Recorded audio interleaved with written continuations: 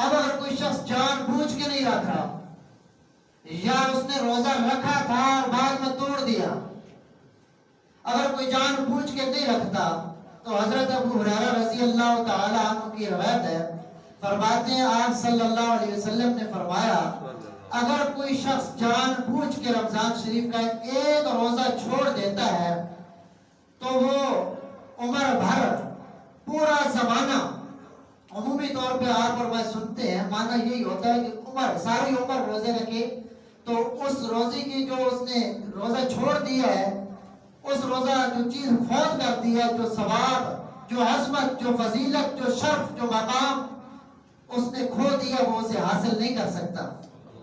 لیکن حدیث شریف میں دہر کے لفظ آتے ہیں، اور دہر کہتے ہیں زمانے کو۔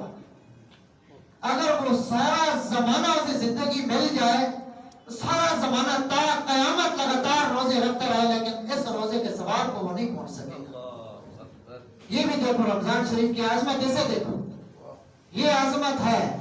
اگر ایک دن کی عظمت کو میں نے، آپ نے یا ہمارے کسی مسلمان بھائی نے ٹھکرا دیا، پھر سارا زمانہ اسے زندگی مل جائے اور لگاتار روزے رکھے تو جو عظمت اس نے کھو دی وہ اسے پا نہیں سکتا۔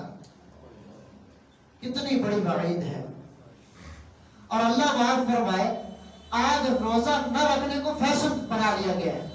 ہماری نوجوان نسل روک ٹوک نہ ہونے کی وجہ سے لوگ کہتے ہیں اپنا معاملہ، یہ بات میں نے پچھلے ہفتے آپ کے سامنے رکھی تھی، اپنا معاملہ نہیں ہے۔ سرعام کوئی کرتا ہے تو اسے بزور بازو روکو، بزور بازو نہیں روک سکتے، زور زبان سے روکو، اگر زبان سے نہیں روک سکتے آپ دل میں اسے برا سمجھو کہ یہ بہت برا کر رہا ہے۔ یہ ایمان کا ضعیف ترین درجہ ہے۔